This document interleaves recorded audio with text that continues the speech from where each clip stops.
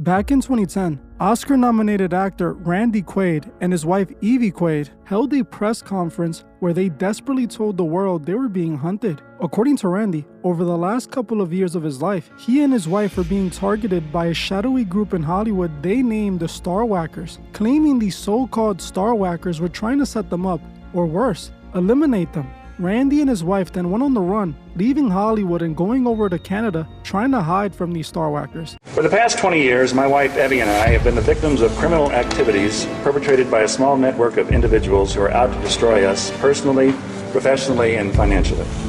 This network of individuals is manipulating the banking system and the criminal justice system for the purposes of sabotaging our credit and our credibility. Up until a year ago, Evie and I had never had any run-in with the law whatsoever. We are not criminals, nor are we fugitives from justice, nor are we crazy. We are simply artists and filmmakers who are being racketeered on. We believe there are to be a malignant tumor of starwackers in Hollywood. How many people do you know personally who have died suddenly and mysteriously in the past 5 years? I have personally known 8 actors, all of whom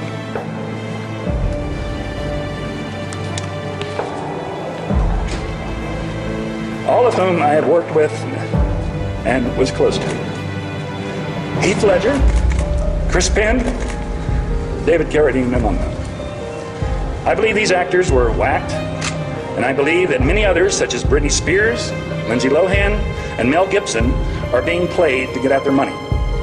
In the meantime, many a celebrity's image and marketability is being co-opted and destroyed. Google helps out by keeping the negative stories near the top of a celebrity's webpage because it's the negativity that brings in the advertising revenue. Back when this story broke, the media painted Randy and his wife as 2 nutjob conspiracy theorists who were making things up to avoid jail time, as the couple was being accused by the authorities of fraud. But now in 2025, what Randy and his wife said all those years back no longer seems like a crazy story. Now it seems like we can find countless examples that seem to be exactly what Randy Quaid was referring to. It seems Hollywood is using these stars until they have no use for them and then eliminating them altogether. In this episode, we will try to uncover if the starwackers are real and try to identify their victims over the years. Hey guys, I hope all is well. Welcome back to The Truth Is, where I drop new videos exposing the truth weekly. In today's episode, we will be talking about the Hollywood starwackers. Let's get right into it. Over the years, we have seen so many mysterious deaths in Hollywood, with most of these deaths seeming to be under some strange circumstances. Either the celebrity dies from substance-related issues, or they take themselves out for whatever reason, with the new rising manner of celebrity death being by falling off a balcony. Something that I find strange is that every time these celebrities die, they were alone either in their home or in their hotel room. I find this extremely suspicious since we know celebrities are always surrounded by so many people. So why is it the day they die, they're always alone, with no one being around to help them or to see what happened? Isn't that suspicious to you? Because it is to me. Strangely, so many celebrities meet the same fate under the same circumstances. But why is that? Do celebrities just have a higher chance of falling off a balcony or ODing alone in their home than others? Or is it something much more sinister taking place? Are these celebrities being targeted, and if so, by whom? Well, like we already discussed in the intro to this video, according to Randy Quaid, this is exactly what's taking place. Celebrities are being targeted by the Hollywood starwackers, and by the end of this video, you will see that that's exactly what's taking place. The first thing I wanted to do was identify some of the people I believe were victims of the Hollywood starwackers. Celebrities that seem to meet the criteria for being victims of the starwackers. People in the industry who died under mysterious circumstances, with their death possibly benefiting someone or a group of people financially or otherwise. Then I will reveal who I think some of the members of the Hollywood starwackers are. The people who I believe are being sent by the higher-ups to get the job done or to make sure the job gets done. The first artist we're going to be talking about is the rapper Juice WRLD. Back in 2019, Juice was on top of the world. At the time, he was one of the biggest rappers out, but right as he reached his peak, he sadly met his demise. On December 8, 2019, the world was given the tragic news that the 21-year-old rapper Juice WRLD had sadly passed away. According to the authorities, the story they claim was that his death was accidental. They believe Juice had taken too many pills and the effects were lethal. On that day, Juice, along his girlfriend Ali Lottie and 7 other of his friends, were aboard a private plane traveling from LA to Chicago. According to the reports, the flight had no issues, with it even being reported that Juice was actually sleeping the majority of the time. While everything was going smoothly on the plane, unbeknownst to Juice and his team, they were about to get a shocking surprise when they landed. The plane would eventually land at the Atlantic Aviation Terminal around 2 a.m., where the authorities were already there waiting for the plane. The authorities claimed that they had gotten a tip that there could have been drugs on the plane, so they needed to search it. They began to search through the luggage on board, finding 70 pounds of drugs and 3 firearms, when out of nowhere, Juice suddenly collapsed and started having a seizure. An officer at the scene attempted to give him Narcan, but it didn't seem to work. The authorities called for an ambulance and he would be rushed to the hospital, but unfortunately for him, he would be pronounced dead later at the hospital. Rapper Juice WRLD is dead after suffering a seizure at Chicago's Midway Airport. The rapper, whose real name is Jared Anthony Higgins, had just gotten off a flight from California this morning when he collapsed. TMZ says he was rushed to a hospital where he was later pronounced dead. Juice WRLD's most recent album, Death Race for Love, debuted at #1 on the U.S. Billboard 200.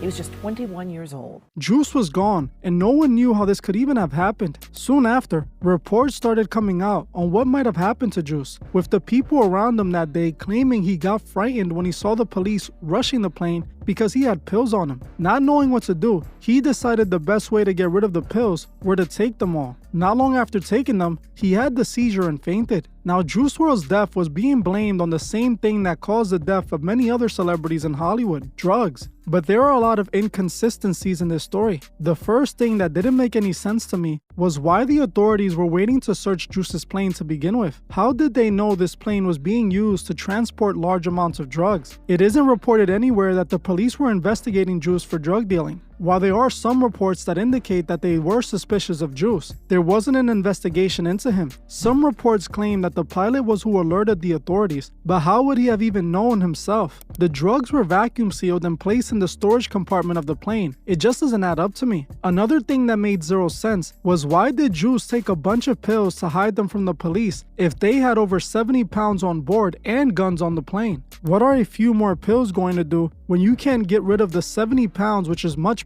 worse? On top of this, why would Juice even take the pills himself when he was surrounded by his friends who could have just taken the pills and taken a charge for the rapper like all the rapper's friends do? Everyone knows these rappers travel with designated fall guys who get paid to take the fall in situations like this. Juice was surrounded by his friends, but not one of them took the fall for him. Again, it makes zero sense. Why was Juice WRLD's plane being used to transport over 70 pounds of drugs? Juice WRLD was a massive rapper who was bringing in millions of dollars. What would be the point of using him to transport narcotics when Juice was the highest earning rapper on their label? We know Juice wasn't engaging in those activities. It had to be someone around him who was using him for this. This entire situation screams setup, especially after it was revealed that no one was charged for the drugs or weapons on the plane. During the initial incident, 2 people on Juice's entourage were arrested for the weapons, but they were released and not charged. No one was ever charged for the transportation of the 70 pounds, which is what I believe led to the death of Juice WRLD.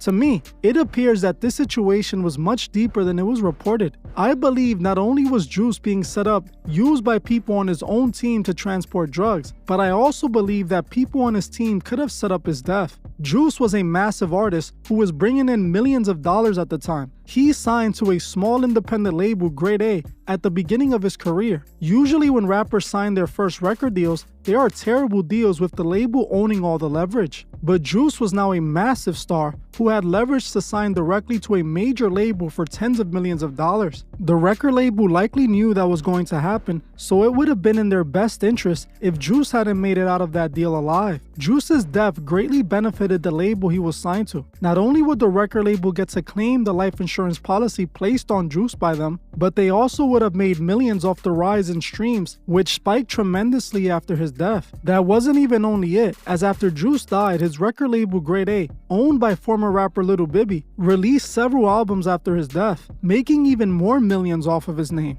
Also, when I looked into Juice WRLD, I discovered something that was highly suspicious. Juice's girlfriend, who was there at the time, Ali Lottie, had a rather suspicious tattoo on her. Right on her stomach, she has a massive tattoo of the Freemason symbol and logo, the square and compasses. Even more suspicious, Ali has come out and claimed that no one knows the truth about what happened to Juice WRLD.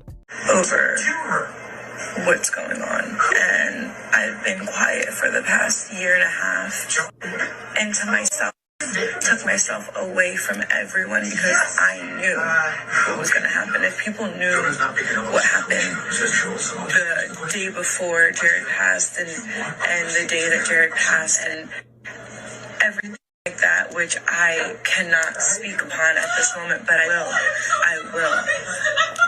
I just have to make sure that I am safe. So please, one, don't show anyone this, but two, know that you guys have my full support, because I cannot let Jared's legacy be what it is. Jared would never treat any of his fans like this, one, and two, literally sit on his lap every day and be like, don't go record. They don't need us. They don't need you anymore. We made so many songs that we're a liability being here. They didn't think I was going to make it through this year.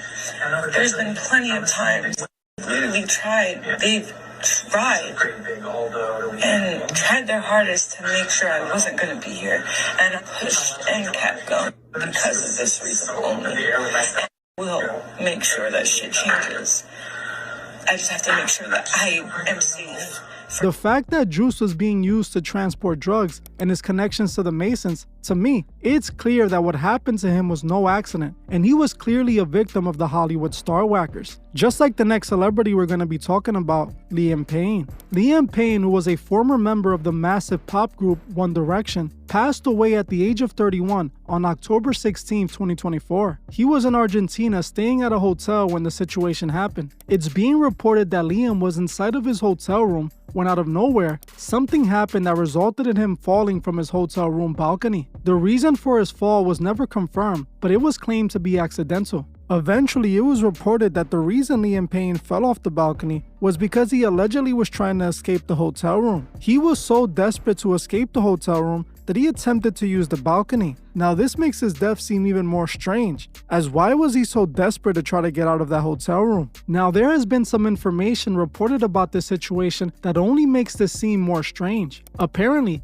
before Liam fell off the balcony, he was acting erratically in the hotel lobby. It was also reported that he was escorted back to his room because of his behavior. That all happened right before he mysteriously ended up falling off that balcony. Another detail that they released was that they found several substances in Liam's room when they went to search it. One of the most suspicious things about all of this was that a guest who was staying in the same hotel in a room close to Liam heard violent screams and a lot of commotion coming from his room. This guest told media outlets that hotel staff were coming in and out of his room while loud noises were coming from the room. Multiple encounters with Liam, multiple times had come down to the lobby, was causing a disturbance, kept being escorted back up to his room.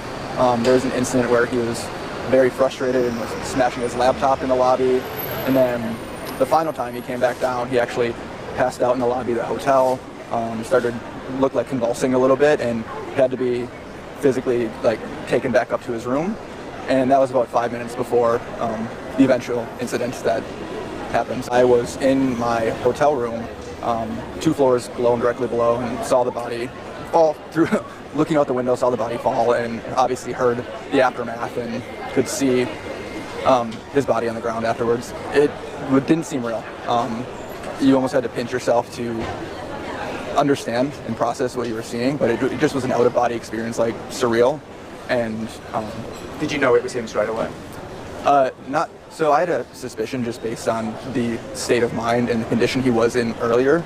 I didn't know for sure, but that was my first thought. One of my friends was in the room right across the hall from him and heard very loud screaming, a lot of just almost primal noises, grunting, screaming coming from the hotel room. Heard an argument with his friend earlier in the day, but during the immediate fall, I didn't hear any noises. On top of this, it was reported that hotel staff called emergency services moments before he passed away, claiming that Liam was trashing his room and was at potential risk of harming others and even himself. These details are truly alarming and only add to the mystery surrounding his death. This left people asking many questions, wondering if there was more to Liam Payne's death, which was essentially confirmed after 5 people were charged for his death. The hotel manager Gilda Martin and its receptionist Esteban Grassi, as well as Payne's friend Roger Norris, have all been charged with manslaughter. Also, Ezekiel Perea, who also worked at the hotel, and Brian Paez, a waiter, have all been charged with supplying him with drugs. According to the authorities, hotel employee EDP is suspected of having sold Liam Payne substances. The waiter is also suspected of having sold substances to Liam Payne twice. Payne's friend is suspected of manslaughter for allegedly failing to fulfill his duties of care, assistance, and help towards the singer after having abandoned him to his luck, knowing that he was incapable of fending for himself and knowing that he suffered from multiple addictions. The hotel manager is suspected of manslaughter for allegedly failing to stop Payne from being taken to his hotel room moments before his death. According to court papers, given Payne's state, the room's balcony posed a serious threat that the manager should have ensured Payne was kept in a safe place until medical help had arrived. The chief receptionist is also suspected of manslaughter for allegedly asking 3 people to drag Payne, who could not stand up, to his room, instead of keeping him safe in the lobby until help arrived. It's clear they wanted Liam Payne in that room, where he would meet his demise. To me, I find Liam's passing very strange, and like often with these situations, I don't think we're being told the full story. So much about this is not adding up. Why was staff coming in and out of his room before he passed away? Even more importantly, why were there violent screams coming from the pop star's room before his death? All of this to me seems to indicate a setup. All the information that has been released doesn't even tell us the full story. How did Liam Payne end up falling off that balcony? And what actually happened in that hotel room? What I believe might have happened was that these people could have been utilized to take him out. And the people that likely wanted him gone could have been the record label he was having issues with. We know how these record labels operate, and like we saw just now with Juice WRLD, when these record labels have no more use for you alive and more use for you dead, these celebrities end up mysteriously dying. I'm not the only person that's thinking this, because most of the internet thought the same thing. Now, what I found the most suspicious about all of this was that his record label dropped him just days before his passing. Liam was signed to Universal Music Group, the biggest record label in the world, and just a couple days before he passed away, the label dropped him. To me, if anything was connected to his passing, it would be this. Even though they dropped Liam, UMG owns all the rights to all the music he made before he passed away. We know exactly how the record labels use these artists. The moment they think the artist is trying to get away from their bad deals, they make sure they can't make money on their own. I mean, we all saw what the labels did to Tory Lanez the moment he decided to go independent. He's paying for that decision with his freedom. Liam unfortunately paid for his decision with his life. It's pretty clear that Liam Payne was another victim of the Hollywood starwackers, just like Matthew Perry. On October 28th, the world was shocked when it was reported that Friends actor Matthew Perry passed away at the age of 54. It was reported that he died in his home's hot tub. Around 1 to 2 p.m., Perry sent his assistant on some errands. When the assistant made it back to the home around 4 p.m., he found him unresponsive in his hot tub. The assistant immediately called emergency service, but it was too late for Matthew, as he had sadly died. The police claimed to have found no indication of foul play, and also reported that no substances were found in the home. In some strange way, Matthew just passed away with no explanation whatsoever. The authorities initially claimed that he somehow might have drowned in the hot tub. Homicide detectives investigated the situation and stated that although there were no obvious signs of trauma, the official cause of Perry's death is pending the coroner's investigation. The medical examiner coroner said on his website that Perry's cause of death was deferred,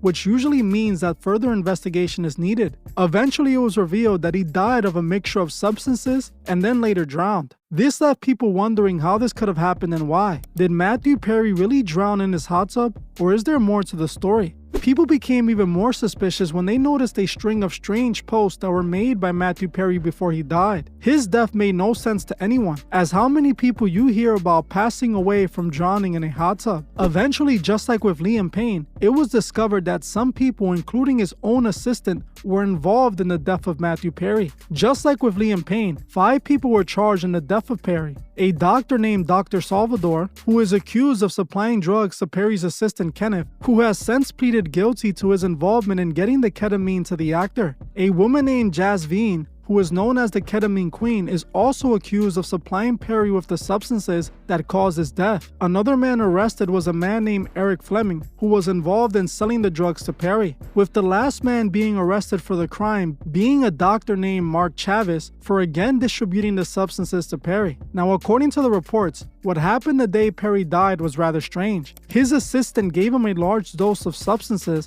and Perry went and got inside of the hot tub. For whatever reason, the assistant decided to leave Perry alone for 2 hours. When he arrived back at home, he was gone in the hot tub. The assistant then admits to cleaning up the scene, discarding incriminating evidence, and then calling the police after setting up the scene to make it look like an accident. We know this is true because he pleaded guilty to these crimes. This to me was extremely suspicious. It seems like his death was definitely a setup, with the assistant possibly giving him a larger dose on purpose to take him out. The assistant could have been paid by people who benefited from his passing. To me, it seemed like Matthew Perry was acting erratic before his death on social media to warn people. I believe that he might have known something was going to happen to himself and was leaving clues online, as he knew his time was running short. He was posting a lot of posts on Instagram that seemed to be a cry for help. At one point, he even posted about Batman and being a hero. Many people looked at this like Matthew Perry was asking for help. The fact that his assistant admitted to cleaning up the scene and staging his death indicates that there's more to this story, and that his entire death might have just been planned. Just like the other two celebrities we spoke about, substances were blamed for Perry's death, with people on his own team staging the scene to make it look like an accident.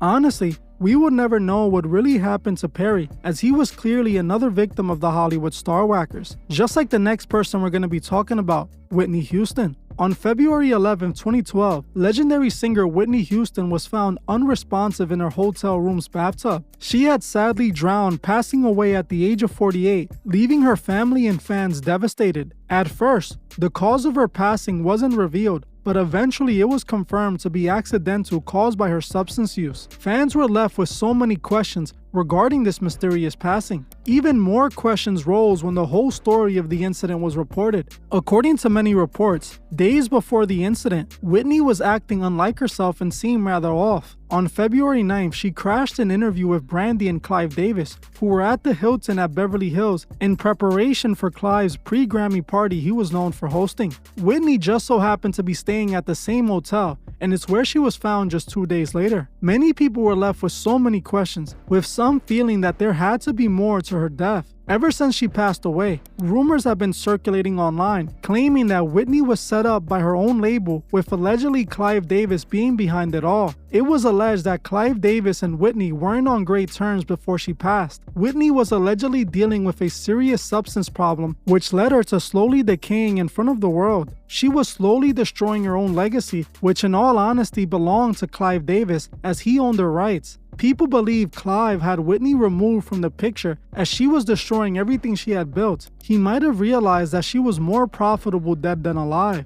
To this day, there are many rumors and speculation that claim to explain what happened to Whitney. So many people began believing that Whitney was taken out, especially after Whitney's daughter died in the exact same way as her mother less than 3 years later. There are many reasons people believe Clive Davis was the one who took Whitney Houston out. People point to the fact that the day that Whitney Houston died, Clive Davis still chose to have his pre-Grammy party at the same hotel Whitney Houston died. It was even reported that Clive was alerted that Whitney Houston was dead, but he decided to continue on with the party, with it also being claimed that he didn't let Whitney Houston's body be removed from the hotel room so that the party guests wouldn't suspect anything. Now, what's theorized about how Whitney truly died was that Clive had people go up to Whitney's hotel room and take her out, making it appear like a substance-related issue. This theory was actually backed up by an investigator who claims Whitney was taken out by high-end dealers she owed $1.5 million to. This investigator claimed he found defensive wounds on Whitney, stating it was no way she took herself out. He believes that several dealers went to Whitney's room before she died,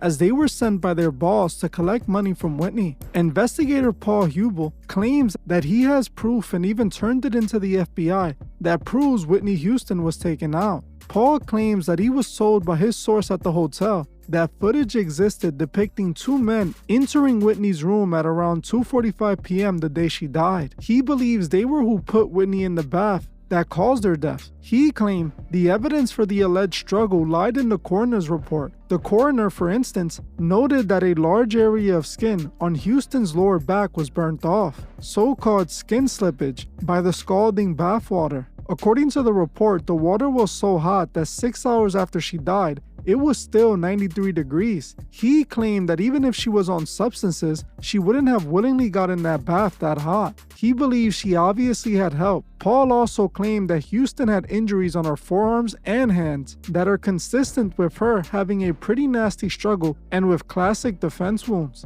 This private investigator, who was a former police officer, believes Whitney was taken out, and I agree with him. The only thing I didn't agree with is that the dealers were the ones who did this. I believe that someone else entirely sent those men, and according to the internet, it was allegedly Clive Davis. So think about it. There was defensive wounds on Whitney. If Whitney was alone the whole night like they claim, how exactly did she get those defensive wounds? Some people report that Ray J was the last person who saw Whitney Houston alive, and even claimed that he was the one sent by Clive Davis to get rid of Whitney Houston. Back in those days, Ray J had a relationship going on with Whitney, and apparently they might have been together the day she passed, with some reports claiming that Ray J attempted to go into the hotel room after her death and was turned away. It's clear to me that Whitney was another victim of the Hollywood starwackers, just like Prince. On April 21, 2016, emergency responders found Prince unresponsive in an elevator and performed CPR, but a paramedic said he had already been dead for at least 6 hours. Before the paramedics arrived, someone had called 911. The county sheriff's office received a 911 call requesting an ambulance be sent to Prince's home. The caller initially told the dispatcher that an unidentified person at the home was unconscious, then moments later, he was dead, and finally identified the person as Prince. Now, it was eventually revealed that Prince was battling a substance abuse issue, with his death, like the others we spoke about, being blamed on these substances. While these substances were found in his system, many people found it suspicious that Prince was dead for 6 hours before the paramedics were called to check on him. Again, the circumstances seem rather suspicious, especially since Prince was having a public beef with his label. Prince had been having issues with his label since the 90s, as Prince had exposed them for signing him to a slave deal, a deal he signed when he was coming up that gave the record label ownership of his rights and his music. Prince literally wrote slave on his face in order to make a statement that he was an industry slave. On top of this, he even changed his name from Prince to a symbol because the label owned the rights to his name. So he tried to find a loophole to get out of their grip, but wasn't successful. Prince became one of the main artists telling artists to leave their record deals, battling the labels publicly. In 2014, Prince finally got a victory over the label, and he was awarded back the rights of his music. Less than 2 years later, he was dead, taken out just like the long list of artists before him that went after their labels. It's clear that Prince was targeted for winning his battle with the labels, with his death being orchestrated just like the others we have spoken about. What makes all of this seem so suspicious was that he was sitting in an elevator dead for exactly 6 hours. We know that these occultists heavily utilize numerology. None of this makes any sense, specifically since we know Prince must have had an in-house team. But somehow, someone called 911 and his body was found, but the person who called 911 wasn't with them. None of that is making sense, and to me it indicates that someone truly wanted him gone. While Prince might have thought he won the battle against the record labels, it seems that the record labels might have gotten their revenge, as whenever the record label feels like they've lost, they do what they always do. They get rid of their problem. No one was ever blamed for the death of Prince. It remained unsolved, but it was pretty obvious Prince was a victim of the Hollywood starwackers. What's interesting is that the death of Prince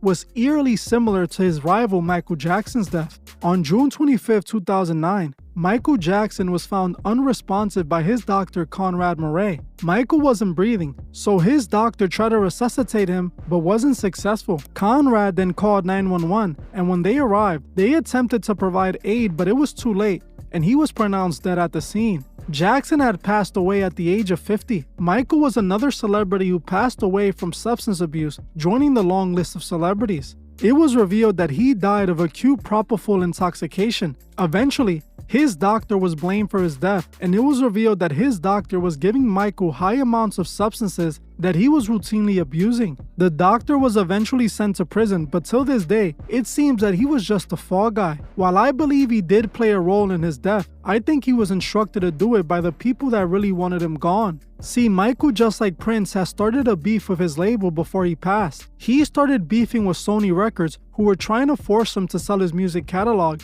but Michael refused. By doing this, he made himself a target. Michael had bought ATV Records for $47.5 million, which had the rights to the Beatles catalog, not knowing at the time that owning this catalog would eventually cost him everything. When he was still on good terms with Sony, he decided to sell half of the company to them for $95 million because he was low on money from paying all those $1 million abuse settlements. This is when Sony created Sony ATV Music Group, which today owns the rights to artists like Lady Gaga, Bob Dylan, Taylor Swift, and many others. When Sony did this, it technically made Jackson 50% owner of Sony ATV. Jackson still owned the rights to the Beatles' music and many other artists, approximately 4,000 or more hit songs. The record label was not happy with this at all. They saw Michael having too much power as an individual and saw him as a threat, especially when Michael was refusing to budge to their rule. This is when Michael was seen calling Tommy Mottola the devil. Tommy was the CEO of Sony at the time and a man with massive power who can get anything done if needed. After the beef with Sony started, they slowly began destroying Michael's public image using their media connections.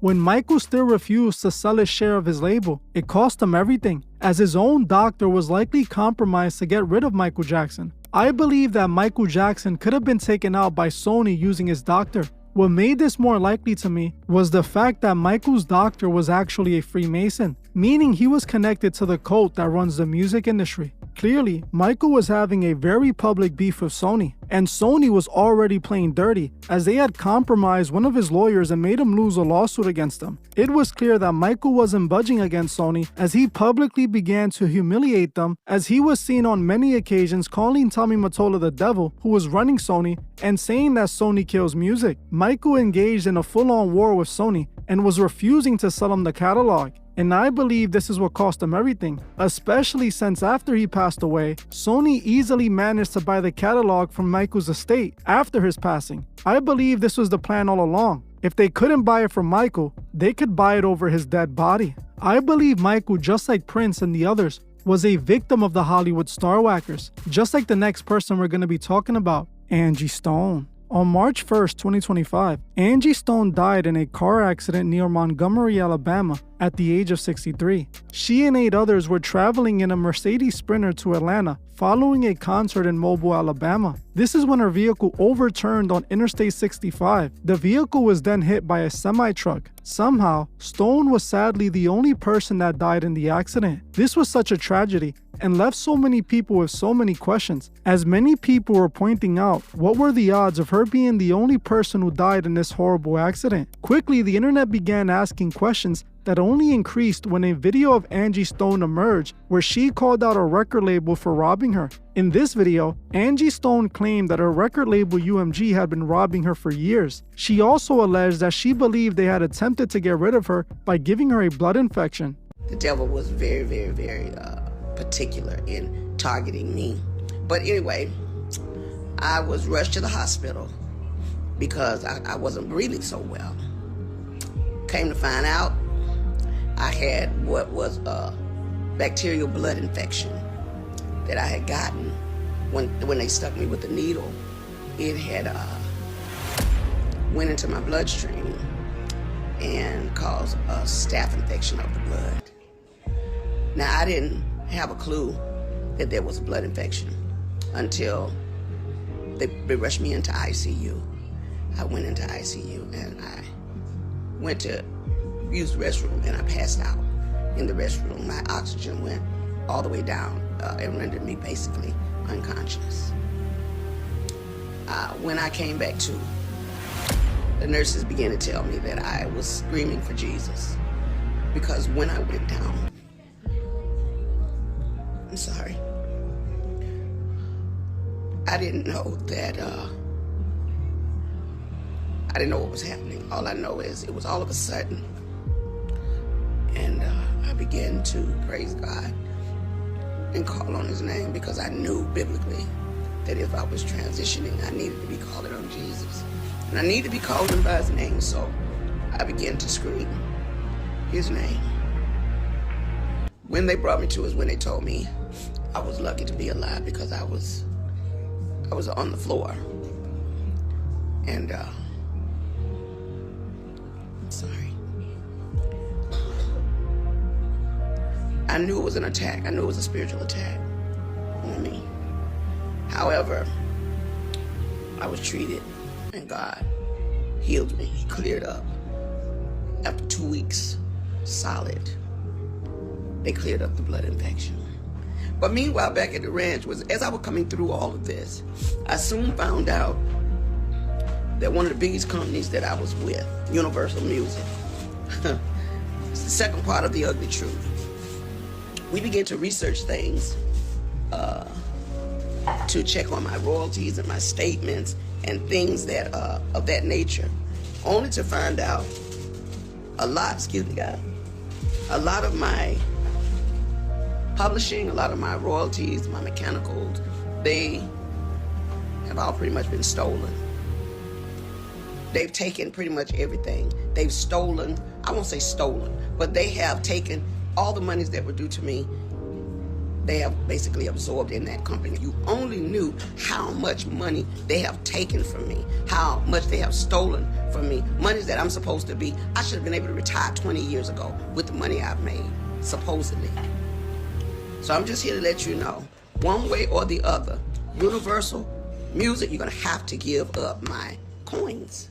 Angie told UMG in this video that she wasn't going to stop until she got her money. Months later, she died in this horrible accident. Just like the others we spoke about, Angie was an artist who mysteriously passed away after starting beef with her label. More strange information started to come out, like the people in the car with her refusing to talk about what happened that day. Also, a video started circulating of a woman who claimed she was a witness of the accident and actually tried helping Angie Stone. She claimed that Angie was still alive after the accident, but was then hit by a semi-truck. 6 hours home, showering, and processing it all. Here's the story. About 4 a.m. on Saturday morning, me and my daughter were driving to Charleston, South Carolina for her sweet 16th birthday getaway. We came up to a truck with a trailer and its flashers were on, so we slowed down some, and that's when I noticed there was an overturned vehicle in the fast lane. And it looked like it just happened. I pulled over, I put my flashers on, and I told my daughter to stay in the car. And I ran over, it was a van, and I ran over, and there were so many people in this van, and they were just trying to get out. And I asked if they'd called the cops, and they said, we're just trying to get out. And they were helping this woman out off the side of the van, and I grabbed her hand, and I helped her get down. And she seemed out of it, and I was holding her hand and she was wobbling around, and I said, baby, you gotta sit down.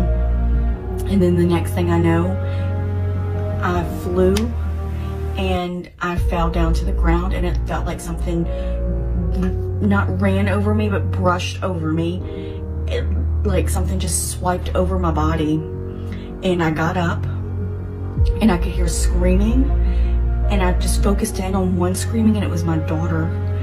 And all I could do was run across the highway and tell her to get back in the car. She had to move the car because if somebody else hit us, it could hit her.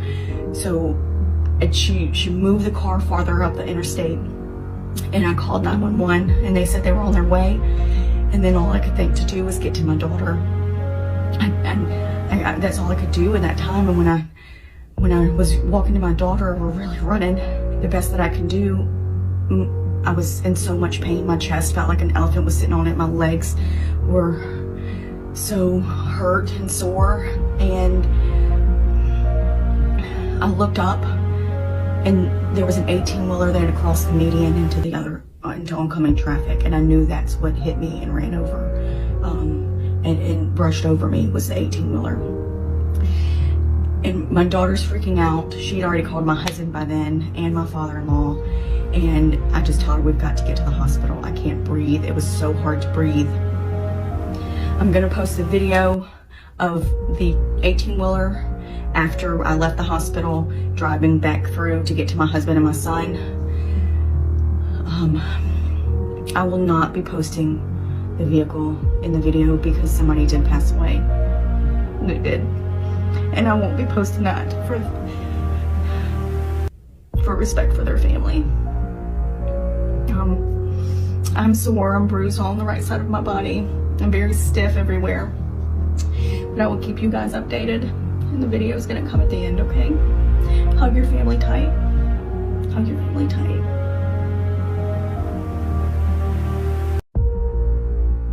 After this, reports about the truck driver quitting his job and disappearing started popping up on social media, only making things even more suspicious. Another video that started circulating was of a YouTuber who called the hospital where it was believed Angie Stone was taken to the day she died, with the hospital claiming they had no record of Angie Stone being there. And I wanted to know if you were able to confirm if any of the passengers were treated there. I can look and see if there was a name. Angela Laverne Brown happened on February 28th, I believe. I'm not sure if she was admitted February 28th or March 1st. I don't see a name. If they were in critical condition, say they passed away on the way there or on the scene, do you know what happens after that? Do they still take them to the hospital or? Yeah, they do. They still take them but just I don't to check her name. Can you try her married name? I'm not sure which name she's going. Use. It's Angela Laverne Stone. So you're looking for Angela Stone's her body? No, not her body. Just information if she was taken or admitted there February 28th or March 1st, because that's what we were told. So we just want to make sure we're giving the right information. It doesn't say, because I put in Stone, but it's Angelica or something like that. But right. It's not Angela. Okay. Is her middle name D? I'm not sure what name she going by, honestly, because her maiden name is Brown. So then she was married. Yeah, Brown. Yeah, Brown wasn't in there. Okay. But it's Angela. It's Angelia. But it doesn't say whether she was here or not. Okay. I didn't find anything, but like I said, her name is not on my list, and I think that's as far as I can go with it. Is there an EMT, because I know the EMT, they sent the emergency to the scene. That's what we were told. And is there like an EMT manager or? I don't know. That was going to be separate from us. Many people believe Angie Stone was silenced for making that video. I myself believe that her death could have been staged, with her passengers either staying quiet out of fear or possibly being involved somehow. It doesn't make any sense how she was the only one to die, especially when she had beef for her label. It was reported that the label possibly owed her tens of millions of dollars and had no intent of paying her, and the best way to prevent them from having to pay was if Angie Stone wasn't around to collect that money. It's clear Angie Stone was another victim of the Hollywood starwackers, just like the next person we're going to be talking about, Kurt Cobain. On April 8, 1994, Cobain's body was discovered at his Lake Washington Boulevard home by an electrician who had arrived to install a security system at the property. Kurt was found by a note he left telling people why he took himself out. Cobain's body had been there for days. The coroner's report estimated that he died on April 5, 1994, at the age of 27, making him one of the most famous members of the 27 Club. It was reported that Kurt took himself out using a weapon he had his friend buy him. Kurt was on substances during the time of his death, just like the other stars we have talked about. There was a lot of mystery surrounding his death, with many people not believing that Kurt was able to take himself out using such a large weapon. Many people pointed out it would have been basically impossible for Kurt to have positioned such a large weapon and used it against himself. This is what led people to start pointing fingers, specifically at Courtney Love, as it appeared Kurt was trying to get away from her. On March 18, 1994, Courtney phoned the Seattle police, informing them that Cobain was trying to take himself out and locked himself in a room with a weapon. Police arrived and confiscated several weapons and a bottle of pills from Cobain, who insisted he was not trying to take himself out and had locked himself in the room to hide from Courtney Love. This was just 1 month before he escaped a rehabilitation facility and flew back to his hometown, where he would be found dead in his home. Kurt came home. He gets the ride from, I believe it was a female limo driver. She drives him from the airport. They know he's coming. Courtney's told them. He's left rehab, blah, blah, blah, here he comes, whatever. He gets there, he has a meal. They find the food in his stomach. It's not fully digested. So he's eaten most likely at home when he comes home, right? He's still wearing the medical bracelet, even when they find his body. His plane ticket's in his pocket. There's money in his pocket, change. Like he just got home from the airport. Why does he still have that stuff when they find him dead? Why is he still wearing the thing, right? He would keep that on for 6 days. From the witnesses that came forward, from the informant, from multiple people that have known these people for years, Kurt was murdered. He was forced, but he was assaulted first in the basement, and there were witnesses. Since it is highly unlikely he was able to take himself out in the manner they claim, it seems like someone might have had done it to him, indicating once again, he could have been a victim of the Hollywood starwackers, just like Aaron Carter. On November 5th, 2022, Carter was found unresponsive in a bathtub just like Whitney Houston. According to reports, Aaron had sadly drowned after taking too many substances. Again, another artist passed away and it was blamed on substances, but since the beginning people had their doubts about his death, and I'll tell you why. Just like Michael and Prince, Aaron had been having issues with his record label, calling them out for allegedly targeting him before he passed away. He said out of his own mouth that they wanted to silence him because they owed them millions of dollars. I had to do in order to protect myself from being the silence breaker for my brother now they're after my life. My whole family is after my life, and they're setting me up.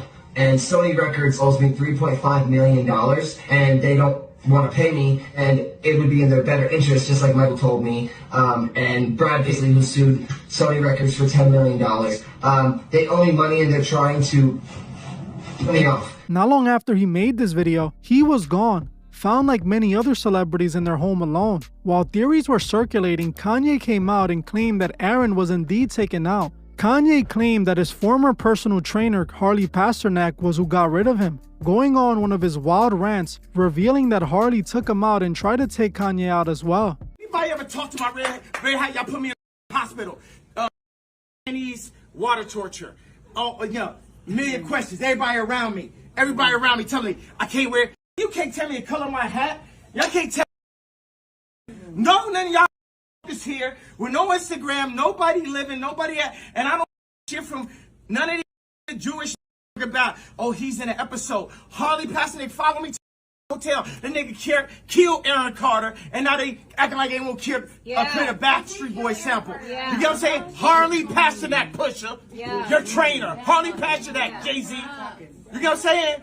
To me, it's clear that Aaron Carter was targeted by his record label, and he's another victim of the Hollywood starwackers. Now, one thing we are noticing from all these celebrities' deaths we spoke about today is that in most of these cases, the record labels seem to have issues with an artist or, in a way, benefit from their death. We all know the record labels have the most to gain when these celebrities die. Same thing with Hollywood stars who are managed by the same celebrity handlers. All these celebrities were used up until the system either had issues with them or had no need for them and wanted to take what they built. If you're wondering who these starwackers are, the answer is staring right in your face. The Hollywood starwackers are the record labels and the Hollywood executives. The industry elite are the starwackers Randy Quaid was warning about. They are arranging these artists with handlers who get the job done when these celebrities get out of hand. I believe Kanye was hiding the truth in plain sight with Harley. While most people thought Kanye was just ranting, he did talk about the MK Ultra that is done to these celebrities. He named Pasternak as one of the handlers doing this. That's why, like Kanye said, he was present the day that Aaron Carter passed away. Harley Pasternak has been around many celebrities and has been their so-called personal trainer. He was also exposed for formerly working with the Canadian version of the CIA, making him a perfect candidate for an industry handler. Happened to me and they took it too far. It was like American History X. Like my head was on the side of the curve and the exact people that I called out kicked my head. We found out that my trainer was a MK Ultra. We found out that my trainer was a MK Ultra Canadian intelligence. He worked in the defense research and development in the Canadian military, actually working on PSYOPs in the Canadian military. This is Harley Pasternak.